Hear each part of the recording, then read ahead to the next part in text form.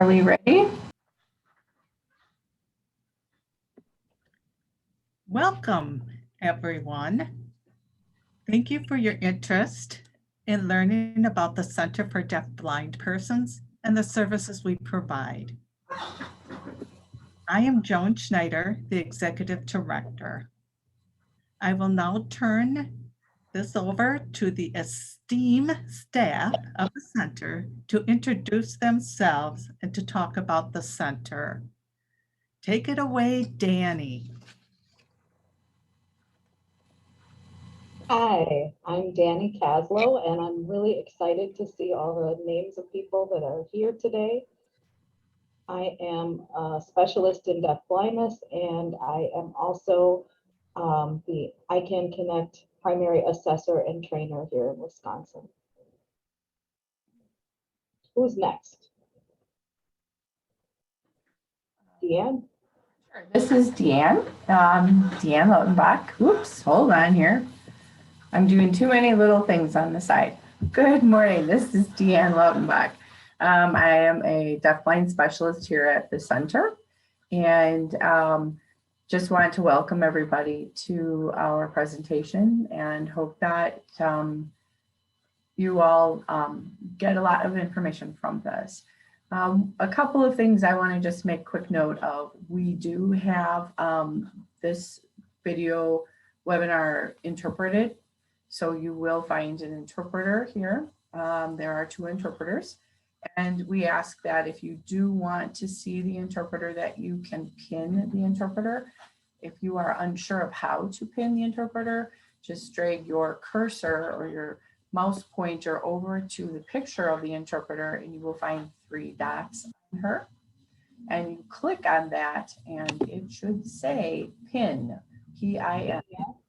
I'm going to cut you off here because we got a message from one of our interpreters in the chat saying that when we share the screen in the webinar, only the speaker can be seen, and we should try spotlighting the interpreter or making the deaf individual a panelist.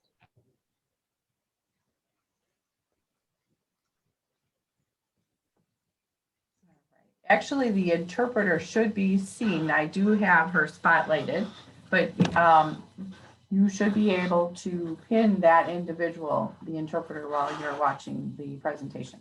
But I did spotlight the interpreter, and hopefully I will remember to keep my interpreter spotlighted as we go on through the presentation. The other accessibility feature we do have is it's captioned for you. As we go along, if you do have questions, either Danny or I will be trying to keep up on them and to keep everything running as smoothly as possible. So we hope that you enjoy the presentation and get a lot from this. And now I'm going to hand it over to the last young lady that's in the group. Lisa.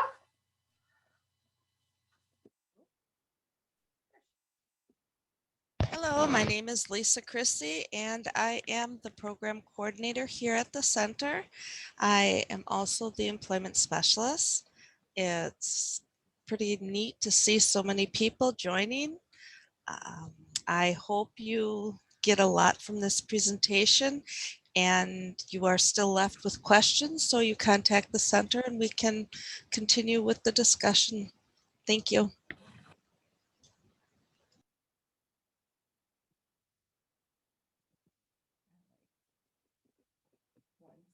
Here.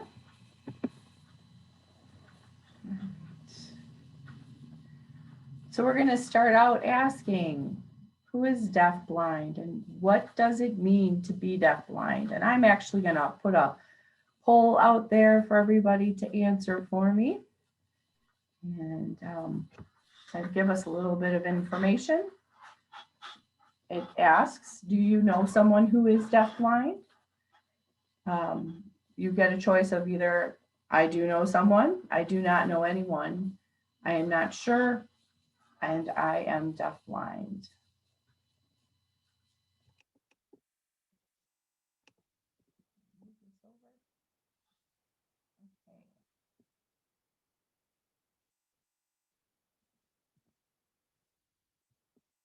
Excuse me a second, guys, a little technical difficulty on my part.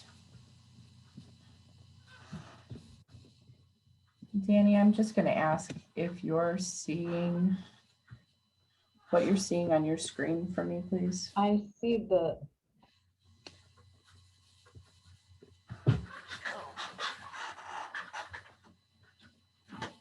I don't hear you. Am I losing you? sorry, No. I see the poll. It is over the rest of the content on the screen. All right, I am going to minimize the poll. You obviously have that. I'm having it, there we go. I was having a bit of an issue getting my pages to move forward here. Thank you for your patience. And you can move the poll if you're on a computer, just click and drag, and you can move it where it's out of your way visually from anything else if you like.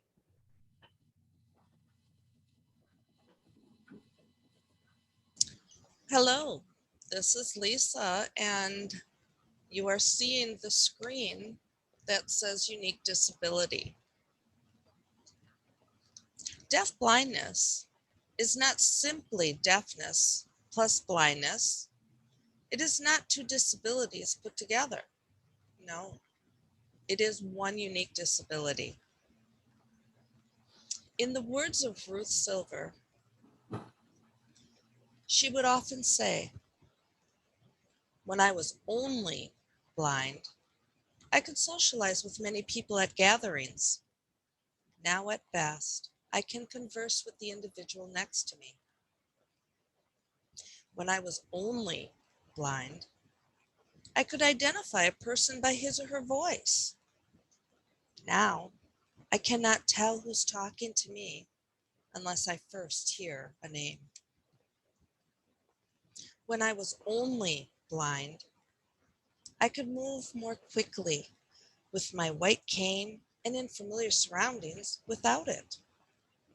Now, I walk cautiously to avoid bumping people since I cannot hear if others are around or where they might be. If you're interested in hearing the complete poem, we can have that available. Thank you.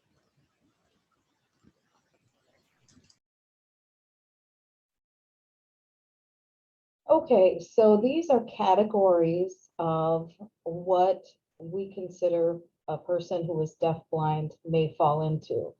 They may be hard of hearing with low vision. They may be deaf with low vision.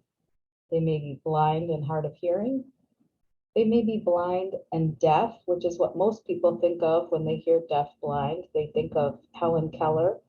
But actually, we work with consumers that have all variations of vision loss and hearing loss. The only thing they need to be provided with most of the services at the center is to have the combination of vision and hearing loss.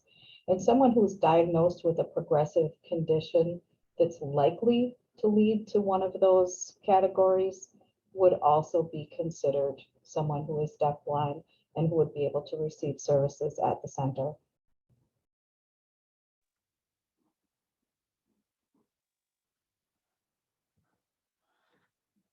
Some of the causes of deafblindness. Genetic disorders are most common, most common genetic disorders would be Usher syndrome. There are multiple types. All of them have a hearing loss as well as retinitis pigmentosa. There's also CHARGE syndrome, which usually causes multiple disabilities. Deafblindness can occur from injury. Very often we see that with individuals in the military. It can also be caused from cancer, and the treatment of cancers can be the cause of deafblindness. Illness and infection during a mother's pregnancy.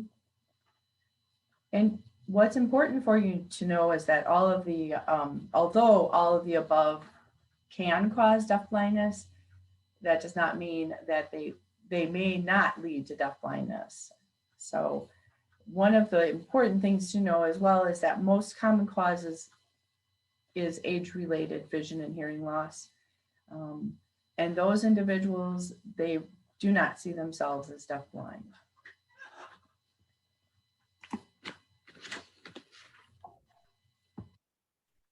There are some unique challenges that being deafblind causes other than the challenges of specifically being deaf or specifically being blind. One of them is identifying people. There's a combination of issues here. Individuals don't see faces or may not see the detail in faces, and they may hear voices, but may not be able to identify even if it's a male or a female. So the combination, again, where they can't reinforce with visual what they hear, cannot reinforce with what they hear visually. Picking up on emotion. Oftentimes, facial expression and body language are misinterpreted because along with that, they may not perceive the tone of voice. Localizing sound is a big one. A lot of times when there's a loud sound, someone will turn the wrong direction. All of the sounds will seem to come from the side of the stronger ear, and that happens with people who don't have vision loss as well. However, when combined with vision loss, you're not getting visual clues where the sound might be coming from. And the last one is learning socially appropriate behavior. This is primarily for the people who grew up deafblind. They don't grow up seeing negative expressions following inappropriate behavior, for example. They don't hear sound cues about inappropriate behavior. For example, in the grocery store, when another child is misbehaving and someone goes, ah, they miss out on that as they grow up. So they may have unusual behaviors as they grow up. Other unique challenges of deafblindness, incidental information. That really goes along with what Danny just talked about. A child who is deafblind as they grow up, they're missing a lot of incidental information. They're not overhearing their friends' conversations. They're not overhearing mom or dad talking to each other. And they may misunderstand the information that they do receive. In the same situation, they do not read things if they're on the bus or going through traveling. A deafblind individual is not seeing the incidental information that you and I see throughout the day. They're not reading the signs. They're not seeing, the circus truck drive by. A lot of information.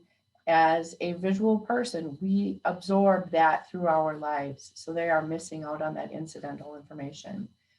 And most importantly, they are only getting the information that is given directly to them. They are not just picking up things unless they are able to experience it and they are right there, right in that moment learning something. But more often than not, a deafblind individual is missing information because it has not been shared with them. Another thing that I think a lot of people misunderstand about deafblind individuals who are deafblind is they are seen as less intelligent. But that is incorrect. They, again, are not getting incidental information, and they will always be behind their hearing and sighted peers.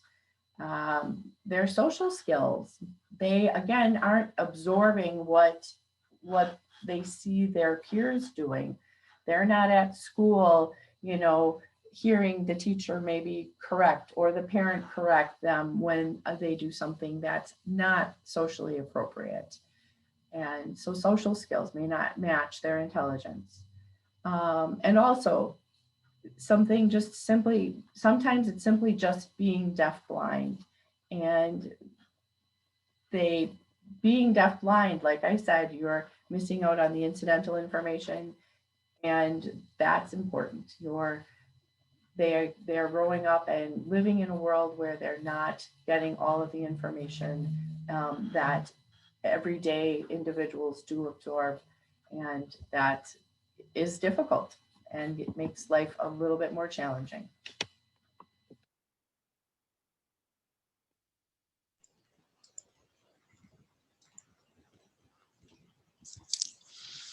Communication etiquette. Not all deaf-blind people or people who are deaf-blind communicate in the same way. So we ask, when you meet an individual, be flexible, learn their method. You could meet one individual that communicates best using tactile sign language. You could meet another individual who communicates best if you stand on their right side, whereas another individual communicates best if you stand about 6 feet away from them so that their central vision has you in their focus. Always announce yourself when entering and leaving a room. You can use your name. It's like, hi, Lisa's here. You could sign your name, whether it's tactily or not. Or in some cases, you might have an object that identifies who you are, whether it's have guide their hand up to feel your hair, that you know, oh, this is Lisa, she has the long hair. To get attention, when you walk up and touch the forearm with the back of your hand facing the person, do not come up behind a person or quickly come around the side of them. Try to approach from the front.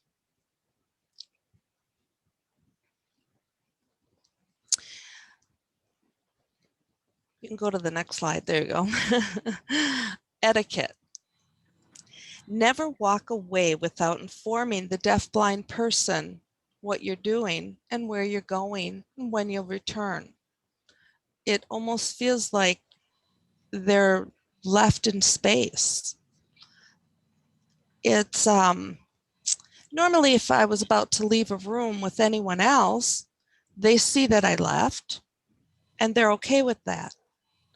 If it's a individual who, when I leave the room, might need to know why, I would tell them. So when I'm with an individual who is deafblind and I'm going to leave the room, I might just say, this is Lisa, I'm running to my office, I'll be back in 2 minutes. Never leave the deafblind person standing alone, and especially in the middle of a room with nothing to hang on to. If you've ever just been blindfolded and have somebody just walk you around all over the place and then leave you somewhere, you will feel like that room is an auditorium. It feels large. You have this sense of, I'm just in outer space now, where there could be a chair 2 feet away from you, but to you it feels like it's a mile. So just, if you have to leave somebody, just put their hand on a table or on a wall or on a chair. Just give them a center of gravity or location so they have a understanding of where they are. Always be respectful to the person. Communication takes longer and it's often very difficult, but it is essential for one's dignity. Ask the person if you can move his or her hand. Don't just grab it and assume that you can do whatever you would like. You wouldn't want somebody just grabbing you. Out of respect, have a conversation. Ask. That's what you would want. To help a deaf-blind person or a person who is deaf-blind identify you more quickly, you might routinely wear a distinctive object, like you always have a ring or a watch. And so as soon as you put your hands under their hands to say, Lisa's here, they'll right away feel that ring. And they're like, oh, that's Lisa. it's really not recommended for that distinction to be perfume or cologne. Some people could be allergic, and we do work in close proximity, so it could be cause allergies or just be a little difficult.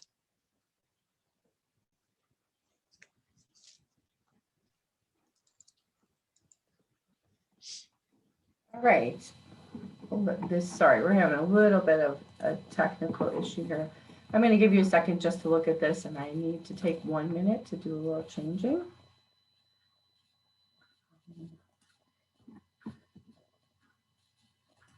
There we go. Thank you. Sorry, I had to make sure that I was spotlighting the interpreters. Going back, I apologize. Thank you. This is Deanne, and I do apologize. I have a little bit more technical going on here than typically I'm used to. So we're going to take a look here really quickly at hearing loss categories. And I want to go through these with you. And I'm actually going to just read through this. But when we're looking at hearing loss categories, as far as normal hearing, an individual can hear a soft conversation. If someone has a minimal loss, we are. I am sorry to interrupt. This is Danny. One of our attendees is reporting that the second interpreter screen is not on anymore. It is not on. It didn't work. It didn't spotlight her. Spotlighted. I've got the second one. I'm going to unspotlight the first. I do have the spotlight on the first interpreter. Oops, we've lost our first interpreter. Hold on. I removed spotlight. There it worked. This time it worked, it looks like. Thank you. All right, hold on.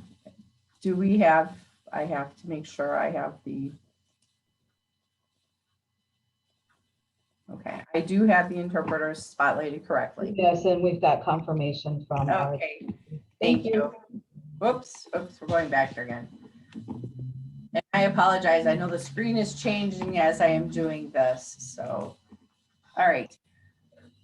Getting back to hearing loss categories, when we're talking a minimal loss, we are talking 16 to 25 decibel loss. And what that means is that an individual with this minimal loss will have trouble hearing faint or distant speech. If you have a mild loss, we're looking at a 26 to 40 decibel loss. And that means that if you're in a group of people and you're part of a group discussion, you're going to miss about 50% of that discussion. That's pretty amazing. If you think about it, when you're at a staff meeting and let's say there's a group of 6 of you, you're not going to hear about what half of the people are saying. So that's just a mild hearing loss. When we're looking at a moderate hearing loss, we're talking 41 to 55 decibel loss. And that means any conversation over 5 feet away may not be understood. With a moderate to severe loss, we are talking 56 to 70 decibel loss. And that means you will miss 100% of spoken information without the use of amplification or a listening device. A severe loss is going to be 71 to 90 decibels. And that means you can only hear loud noises at a close distance. So think about a jackhammer being really close to you. We're talking, that's when you'll be able to hear something. A profound loss is a 91 decibel loss and above, and that depends, the individual who has that loss depends solely on vision or touch for their information. And I think one thing that we really want to emphasize here is very often we will hear someone say, well, I have a 40% loss. That is not the correct way of saying it. You want to say, I have a 40 decibel loss. 40% loss doesn't give us enough information to understand what really is going on with your hearing loss. So when you do get that information from your professional audiologist, doctor, make sure that you understand what your loss is. Make sure that you do understand the correct information. For instance, I'm told I have a mild loss, I have a 27 decibel loss. So get that information and make sure that it's explained for you as well.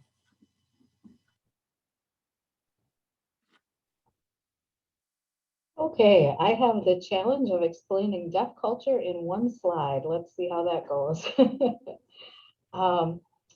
Basically, if you are new to the idea of deaf culture, you should know that language is the core of any culture.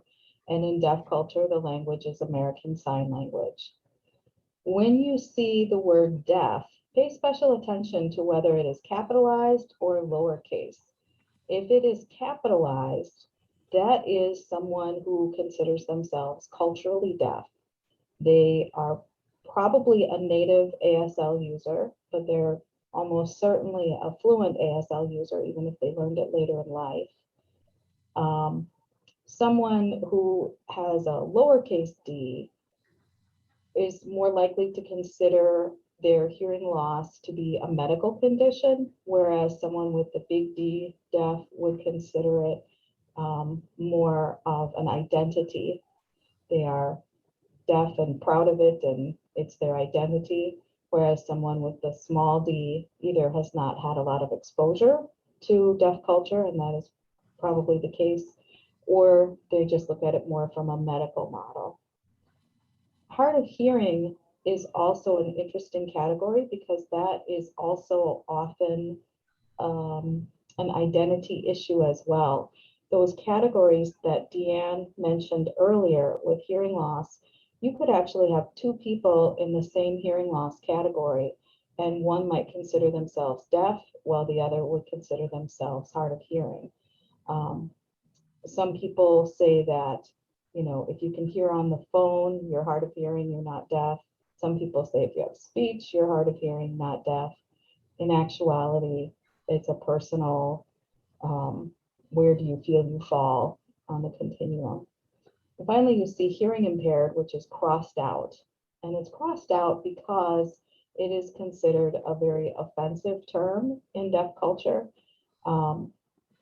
Hearing impaired, I had a friend who is deaf, and she always would tell people that were hearing, who used the term hearing impaired, well, you're deaf impaired because you don't know enough about deafness, and that's your impairment. So don't use the term hearing impaired. This isn't exactly under deaf culture, but it's ASL is not universal. It's really important to know that American Sign Language is not everywhere. Just like English isn't a universal language, ASL is not a universal language. An issue for people who are deaf-blind is that in deaf culture, facial expressions and eye contact are essential. It's considered rude to break eye contact when you're talking to someone who is deaf, and this causes problems for people who are deaf-blind. Little bits of information about deaf culture. Deaf people are often more comfortable sharing personal information, and they're more direct. Deaf people, it says, tend to take a long time to leave. I think that comes from a lot of deaf people have at times in their lives been isolated and not had a lot of other people around them that they could have meaningful conversations with. So when deaf people get together as a group, nobody wants to leave. Everybody wants to keep that communication going. And the last item, if you can see it, you can comment on it. Don't be surprised if somebody who is big D deaf makes a comment about something that they see in your office, for example, when they're there. That is totally appropriate in deaf culture.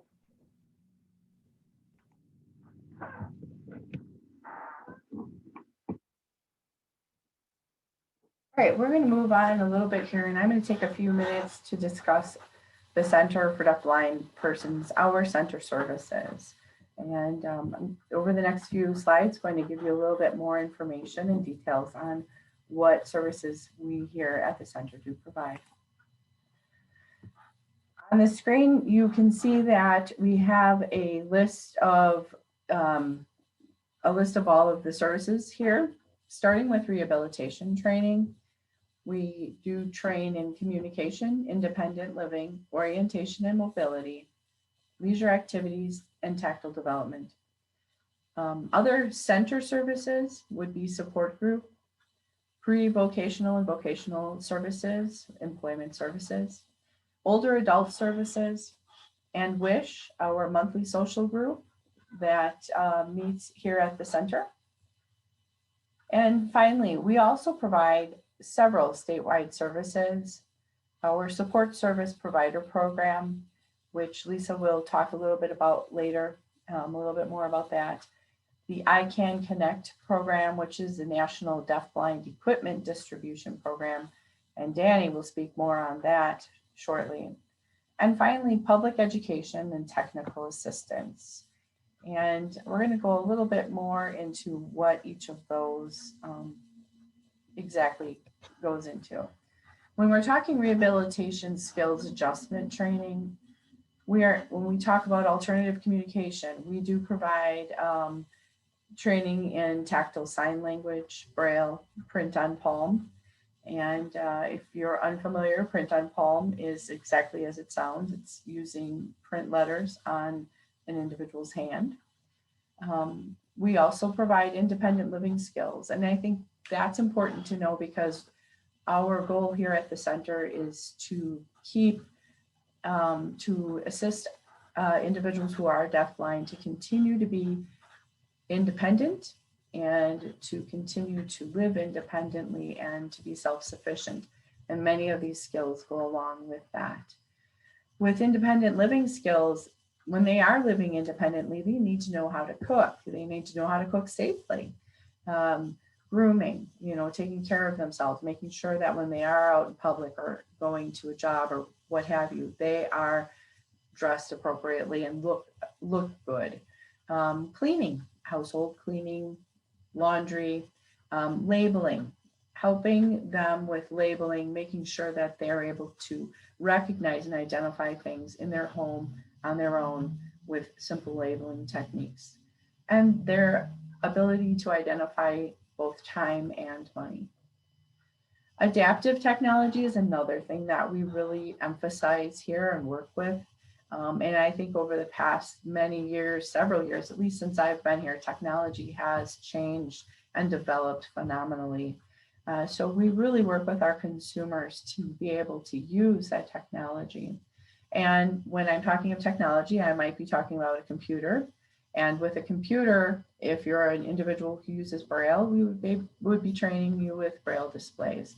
Or if you don't use a Braille display, there might be other options such as screen readers or screen magnifiers to make computer use something that is accessible for the deafblind person. We also have the iPhone accessibility features. We're able to train on that.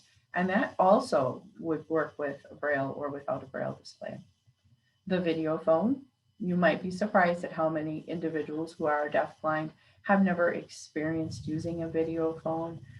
Those individuals who have low vision get the training to use a video phone and to be able to make a call the very first time. It's pretty exciting for those individuals.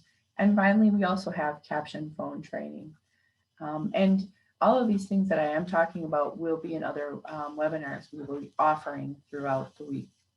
Leisure activities is another really important point. When we're talking leisure activities and tactile development, we want to make sure that the individual has something to do in their own downtime and to make sure that they're active both physically and mentally. Leisure activities might include crafts, fiber arts, woodworking, exercise. It's great to get out and walk. Now, that really is very helpful to be active. And other activities, like I said, that keep your hands and mind busy. And currently we are doing virtual and in-person training, leisure arts training. We are offering a virtual leisure art activity twice a month for our deafblind consumers. and think it's been very helpful. And finally, orientation and mobility.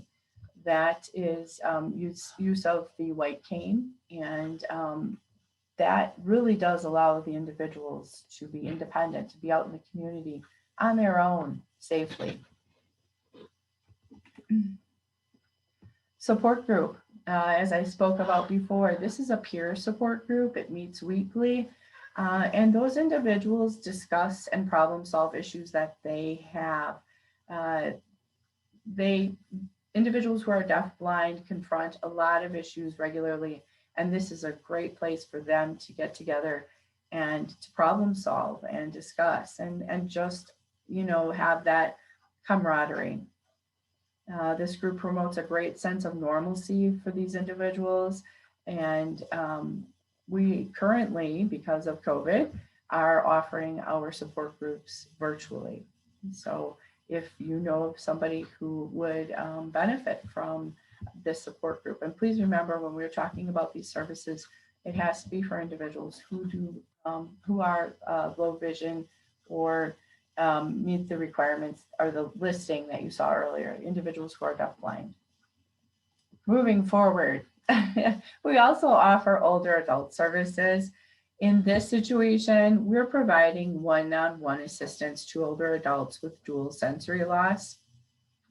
We go into the home, we assess those individuals, and then in turn, we make recommendations and they receive the services in their home, or if they would choose, they can receive those services here at the center. And those services might include new procedures on how to continue to live independently. Procedures such as safe cooking, and again, goes back to some of the others, cleaning, clothes identification, labeling, safe travel in their home as well as in the community, and other daily tasks, just understanding that the things they thought they could no longer do without the vision and hearing, they are able to do with just a few modifications. And as well as that, we also have provided and still do interactive group presentations on hearing loss, vision loss, independent living tips, and coping with vision and hearing loss. We do those out in the community. And again, with COVID, up until recently, we have not really been able to get into different facilities to speak with older adults. Finally, public education and technical assistance. Public education is what we're doing here today. This encourages understanding of the complex nature of deaf blindness and understanding that it is a unique disability, not just a hearing loss and a vision loss, and put those two disabilities together. It is very different than that. We offer consultations and comprehensive information, as well as referral services. We provide education to the community at large. We offer technical assistance in the schools, agencies, different agencies, as well as to individuals. Very often we've had schools come to us and do field trips or spend days here just learning. And we go out to schools or businesses as well, where we will do training for companies that might have deafblind employees, and we train the rest of the staff to understand, you know, how to better work with and communicate with those individuals who are deafblind. We have hands-on demonstrations and trainings. We have goggles. I'm sure if you've been out and seen us in the community, goggles, our vision goggles tend to be a big hit, but we do offer a lot of different things, even technology, when we have our exhibits. And that's it as far as public education and technical assistance. And give me a second.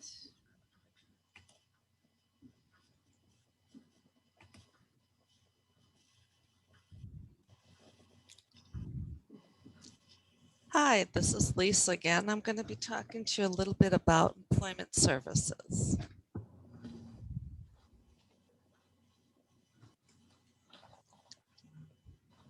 Sorry, Lisa. That's okay. Giving the interpreters a little break.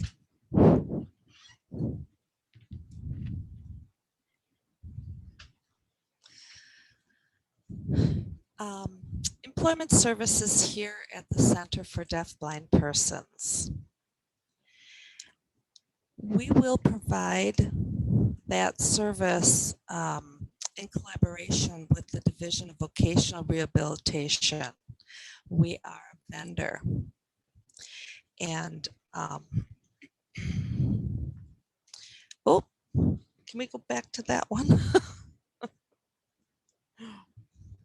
Sorry. Is that my cue to speed up? All right. We do service at this point only Milwaukee County. When we provide employment services, we work with the individuals that present a hearing loss, a vision loss, or a combination of both. In employment services, that is one area that we did open it up to an individual that is has only a hearing loss or has only a vision loss. The other part about employment services, very important. This is the consumer's job search. The consumer, the employment specialist, and the DVR counselor, along with that consumer support team, we work together. It's a team effort. We are supporting that individual to reach Lisa, we can no longer hear you. their job goals.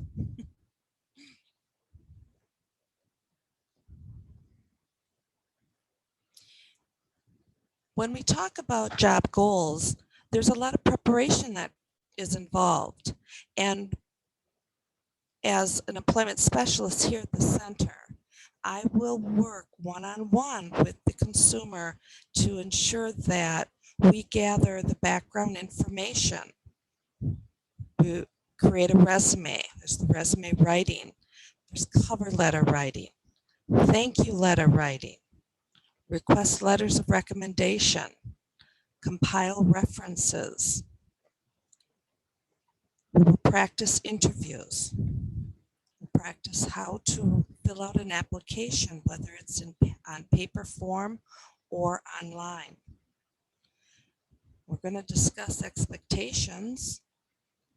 That could be, what are your expectations in a job? What do you think a boss expects? What do you think your coworkers expect?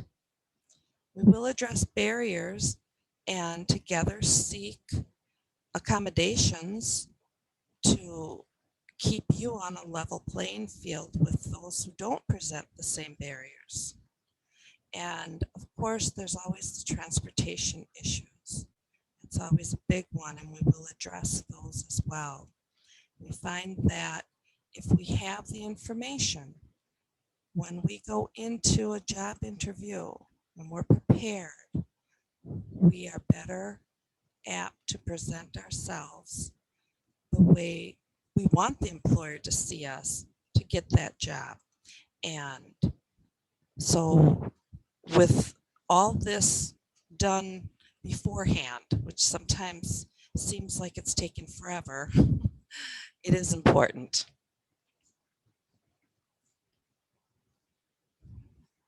With job development, we have the preparation down and it's ongoing, but for the most part, we're all set. We're going to be searching for jobs. We'll be checking out the area where the consumer lives, finding the type of jobs they want, contacting employers. Now, I will contact employers on the consumer's behalf, or the consumer will contact the employers. We decide that together. Who's comfortable with that?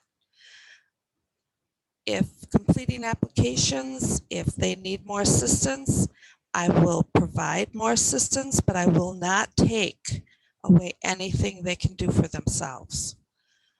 Always encouraged to be as independent as possible. Setting up internships, and this is a program that the Division of Vocational Rehabilitation allows for us, and it has been very successful with our consumers because it gives employers a chance to see their abilities before they're just assuming the disabilities. It's been very rewarding.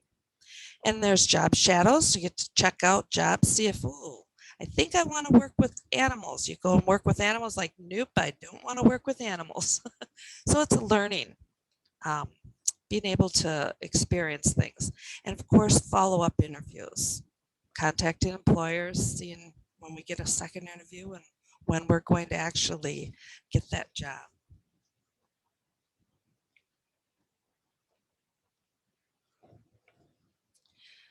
After you have the job, we will stay for about 90 days, just following up, giving you some on-the-job support. If job coaching is necessary, the terminology used now is systematic instruction, so you'll hear that term. We will provide that as well, as much as needed, but as little as required.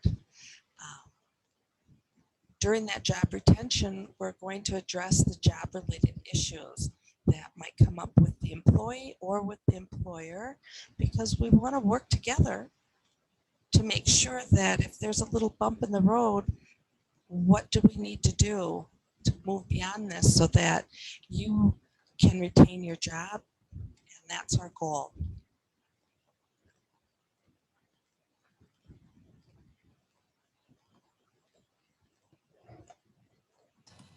Lisa, there is a question in the question and answer for you. Oh, okay, let me go to that. How many job placements are you doing? I like to keep it down to anywhere from 8 to 12 individuals at a time. I find that with my other duties here at the center, if I take on too many clients, I do a disservice. And how do I address communication with employee placements who are deafblind? And with that, we usually go in and we demonstrate how they communicate. There is a lot of information on the jan.org website, and that website gives you a lot of material for how to talk to employers. So we will refer to, I'll go grab some information off of there to help me, but I do want employers to know the best way to communicate. And with that, I don't just go in and tell them how to do it. I have the consumer together. We explain what works best so that they can say it in their own words.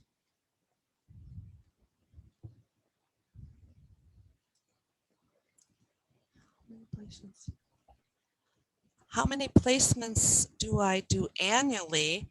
And that is oh boy, it really depends on the consumers I'm working with. It depends on what's happening out there and the time I put in. I notice that when I write my reports at the end of the month, I might have spent over 12 hours just with one client. And that's like hands-on, face-to-face work with one client. And it is beneficial because in the end, they do seem to be those that are getting the jobs, where if a consumer isn't able to make their appointments and the other issues come up, then the placements aren't happening as quickly. So sometimes we find that we need to go back to school for something, or we have to take a break for a medical issue. I cannot give you a statistical answer. I know Joan would be able to look at the history, like this month I placed this many, this month I placed that many, but I'm not real focused on numbers. When I work with individuals, I focus more on the individual. If I can place them in a position that they're happy with, that's beneficial to me.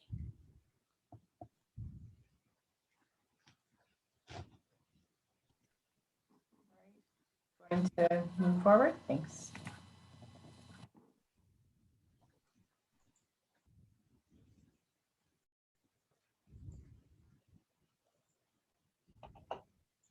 I'm going to talk about the ICANN Connect program now. There's a little delay and I keep hitting unmute and then I see it says I'm muted, but it's just a delay.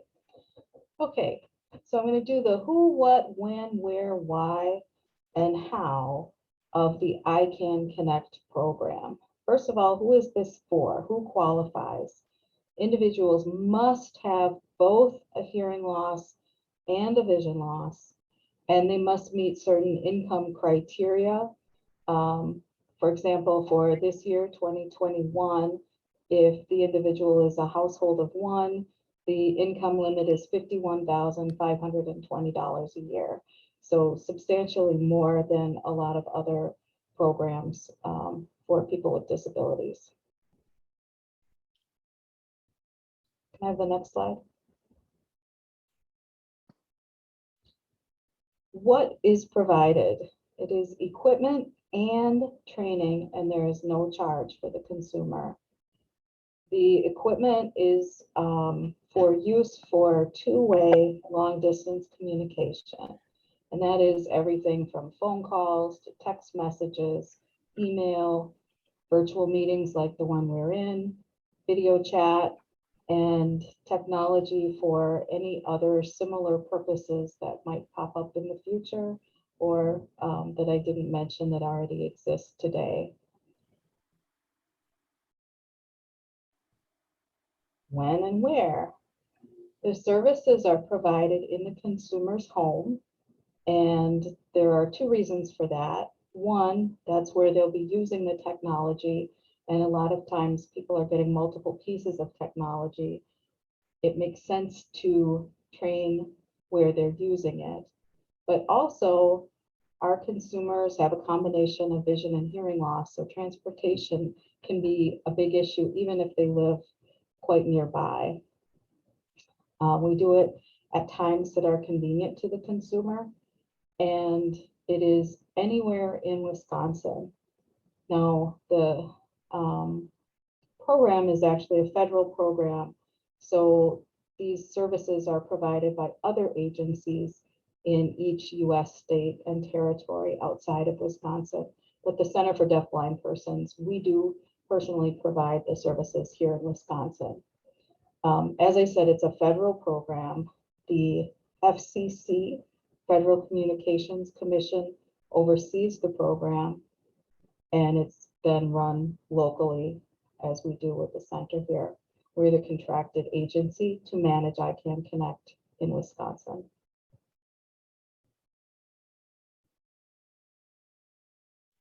Why? Well, a combination of vision and hearing loss used to mean either standard equipment does not meet the individual's needs. That may or may not be true anymore. Sometimes there are built-in accessibility features now that we can access and just train an individual on in items that are in widespread use. An example would be an iPad or an iPhone. Used to mean that specialized equipment was required, that was expensive, there was no training available, and it was hard for individuals to choose the best equipment because they didn't have any exposure. If they weren't going to a school for the deaf or school for the blind, they weren't even seeing this equipment in a lot of cases. And now with this program, there is still specialized equipment. Sometimes that is still what best meets the needs of individuals. And now they have an opportunity to get that equipment and the training at no cost to them. And they're exposed to several different items usually so that they can help to choose the best equipment for themselves.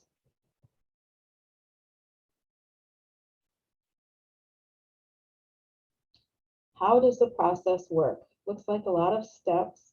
but it's actually kind of a repeating cycle. First is the referral. Sometimes we get self-referrals. If you yourself have a vision and hearing loss and would like to hear more about this program, by all means, contact us. If you are a professional working with somebody that may qualify for the program, by all means, contact us. But we get referrals from a variety of different places. Once the application is completed and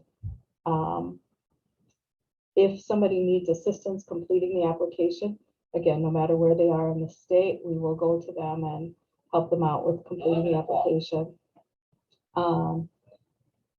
After the application is completed, it's either approved or more information is requested, or it's determined that they don't meet the criteria. But if they're approved, then we do an assessment, which is one of the most important steps. We sit down with the person, we bring equipment to the person to try, to test, see what works best, see what they want to do with the equipment, what equipment best meets their needs, and determine that together. It's sort of informed choice where the person is aware of what their options are and they realize which ones might not work well for them and then make a choice of what remains. Then the assessor writes up a report, requests the equipment. The equipment arrives here at the center. When everything is together as a package, we contact the consumer and do the initial setup. And then the training is open-ended. It's not like they say, oh, you're getting an iPad and a Braille display, you have 5 sessions, or any limited number. It's open-ended. We want the consumer to be able to meet their goal, or if they're not meeting their goal, then we sit down with the consumer and maybe modify what that goal is. Maybe the equipment isn't right after all, and then we can rethink that a little bit for something different.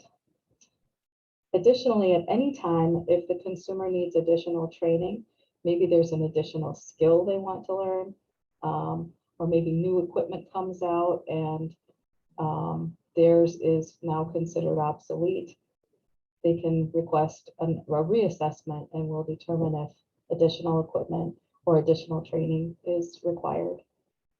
And then we do that.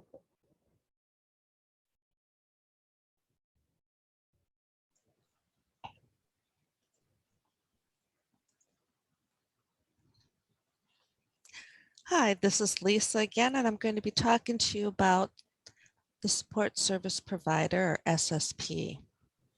I'd like to start with the definition that here at the center we have defined it as, and a support service provider, SSP, is a person dedicated to promote independence in the lives of people who are deafblind by providing access to auditory, environmental, and visual information. The SSP is a trained professional. The SSP, because they are trained, they know that their job is to empower independence.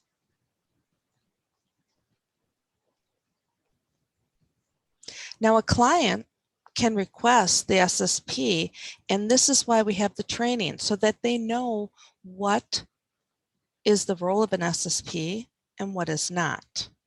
An SSP doesn't replace other professions. It is a profession in itself.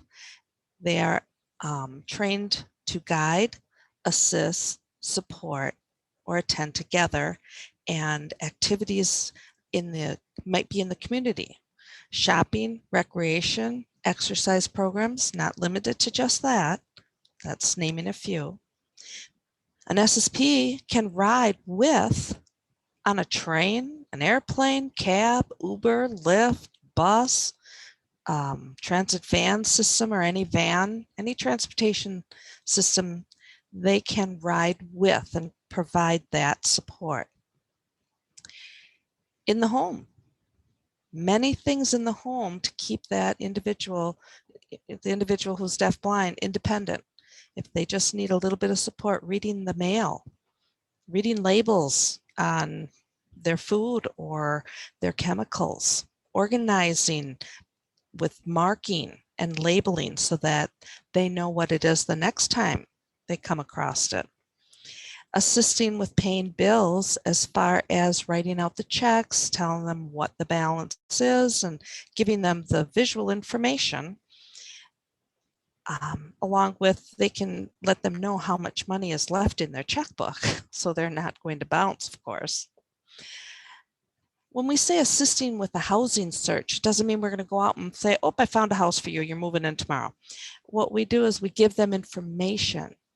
With information, people are able to make informed choices, and that's the goal, giving them what they need so that they can make their own choices.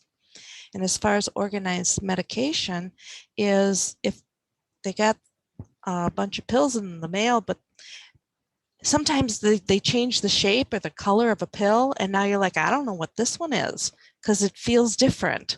So of course we can give them the information, read the label, so that they're able to mark it in a way that they will then know what it is that they're having. So it's guiding, assisting, and supporting, attending together, doing our part to give them what they need so they can be independent and they can make their own choices.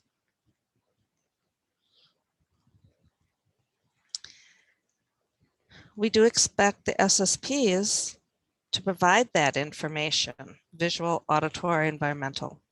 We do expect the activities to be client-driven, and by that means the SSP doesn't control the activity. We expect the SSP to promote the independence for that individual in their home and community. We expect them to be respectful and courteous, and that actually is a two-way street. We do expect that of the clients as well. We do expect the SSP to provide clear and direct communication. SSPs are not interpreters. We might gather information and then relay it to that person so that they can be informed, but we do not replace interpreters. An SSP is expected to safely guide. Some terms are sighted guide, other terms are used human guide. It's the same thing. But when you provide that service, you're trained how to do sighted guide, human guide, but you still are going to be respectful of the client's preference unless it's not safe. Then we might have to have you might have a discussion and come to an agreement on what would be the best way for safety reasons, not because this is what I like. And an SSP is expected to follow the rules of integrity. Some have code of ethics, and we like to call it our rules of integrity that an SSP is expected to follow. And with that comes confidentiality. Just want to put that in there. That's important. We are working very close with these clients. The clients also have rules and expectations, so they are expected to manage their SSP services responsibly. Don't schedule an SSP to come into your home and then you have nothing for them to do. And you're like, well, be ready. Let's take full advantage of the time you have. Let's get things done. But if you just want the SSP to come in and socialize, I guess that is your time. The time, though, is somewhat limited because of financial reasons and availability. Clients are expected to work directly with the SSP coordinating agency, and at this point, the Center for Deafblind Persons is the acting coordinating agency for SSPs. Clients are expected that in order to receive SSP services here in Wisconsin, the client must be 18 years of age or older. They must be deafblind, categorized deafblind, and they need to be able to make their own decisions independently because they are in charge. This is to promote their independence. The client is expected to understand and respect the roles of the SSP, and that's why training is important. Everyone is aware and they know. It is not, this way they know what is expected and they don't ask or expect the SSP to go outside of their role or beyond it.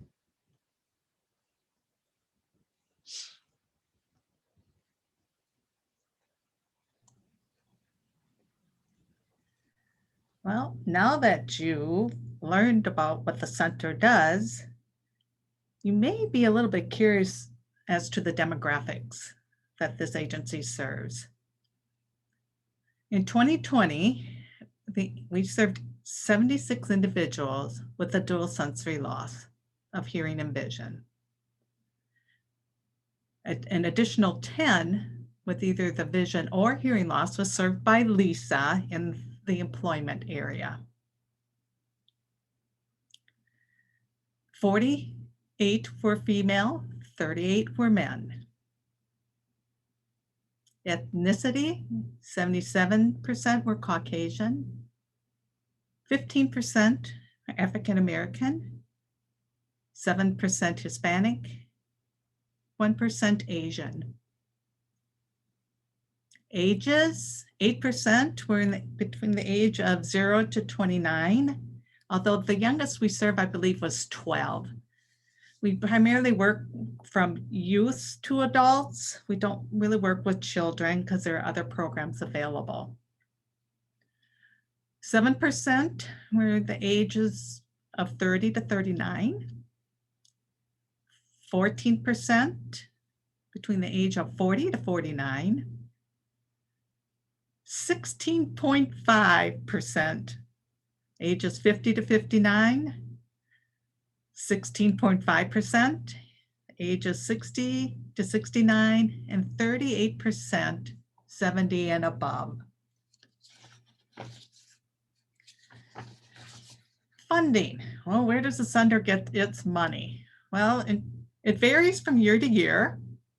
In 2020, though, 9% were from businesses and civic organizations, 14% from foundations, 36% from the ICANN Connect program, 5% from individuals, 2% were in kind, people donating their time and talents to the center. 17% was investments. And investments is the wild card. Some years we don't do so well, other years we do okay. Last year was an okay year. 17% service agreements.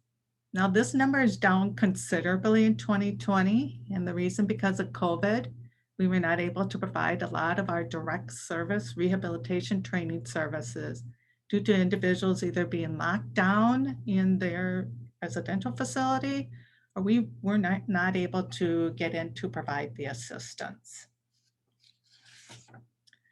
The referral process is you can contact me or any of the staff here at the center.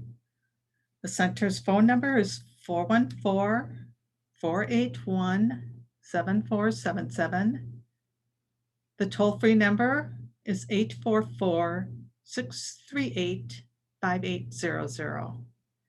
And my email address is jschneider, JSCHNEIDER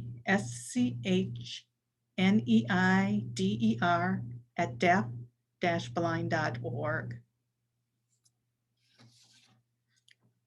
So now we are opening up to questions. Do we have any questions?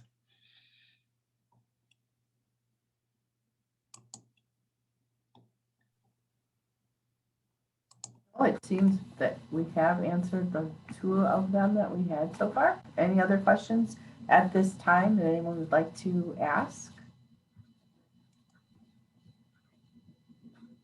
This is Lisa. Instead of a question, I would like to add a little something. When I was talking about an SSP services I wanted to add for anyone who is interested in learning more, please contact the center and we can discuss those services in length. Thank you.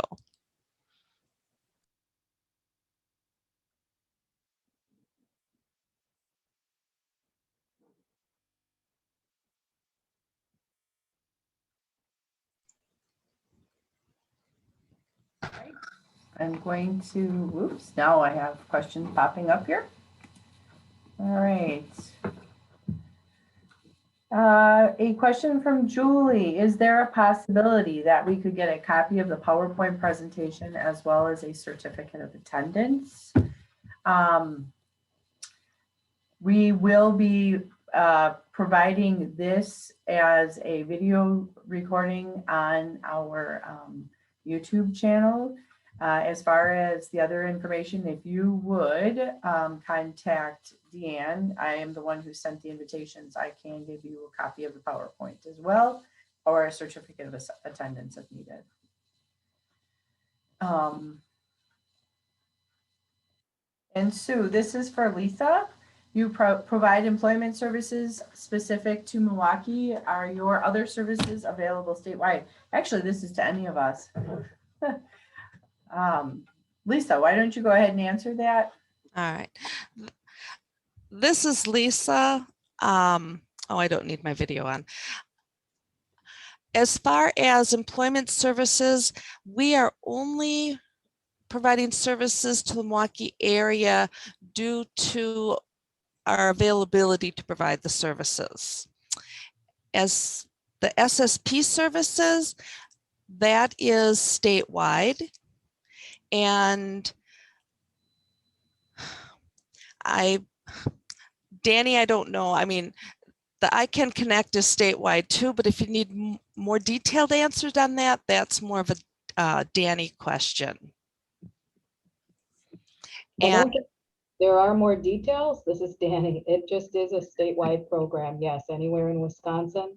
If you know of individuals who may qualify who are outside of the state, I can also provide the information for other states.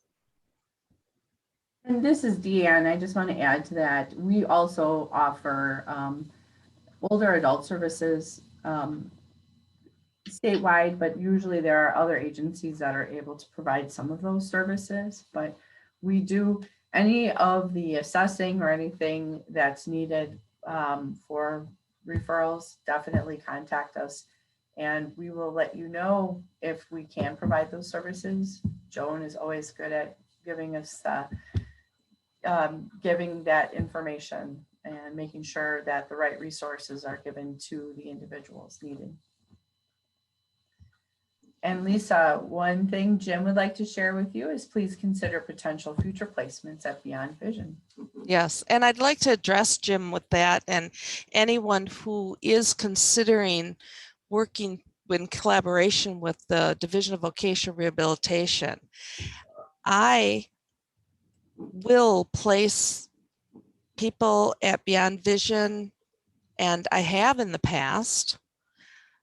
I do know that DVR does not always consider the Beyond Vision as a competitive employment location, but my goal is to help individuals reach their goals. And if that accomplishes their goal, then that's what we are working towards. I did want to add, as far as other services, when we do the virtual leisure type activity type things, since those are virtual, we are now able to have that statewide. So we've been very happy with that. Since WISH went virtual, we have been able to even include one of our past WISH members that he now lives in another state and he's able to join in. And we just had another member move to another state, and by having it virtual, it has opened it up to members that have moved away from Wisconsin to still be a part of that social group. And Lisa, adding to that, we also offer currently a virtual leisure group, which has been statewide as well, where we send out kits of an activity, a simple activity. We meet twice a month virtually, and it has been a great resource for our deafblind consumers to just get together to socialize, and they do a quick activity, and the rest of the time they visit and they're in contact with each other. Whereas because of COVID, so many of the individuals who are deafblind have been isolated.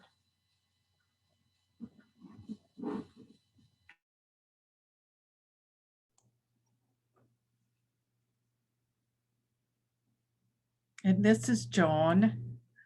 I would also like to add the technical assistance.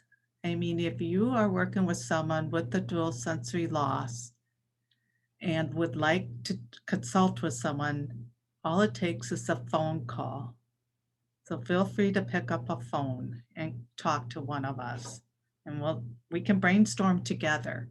Not saying we have all the answers, but we've experienced a lot and we'd like to share our stories sometimes.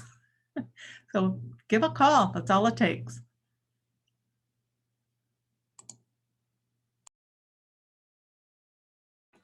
Okay, making sure here we have no more questions, and I think with that, we are going to wrap this up. And this is Deanne, and I just want to say thank you to all of you for joining us for our very first webinar for Deafblind Awareness Week. And I hope that you are taking away some new information with you, and that you will find the time to join us for the rest of our week and our webinars. Just as a reminder, this afternoon, Lisa will be presenting on independent living aids for use in the home, and that's at 1 p.m. And if you want, please make sure you share this. We would love to have more individuals with us and to learn from us. So thank you again for joining us today, and we all appreciate you taking your time to be part of this. Goodbye.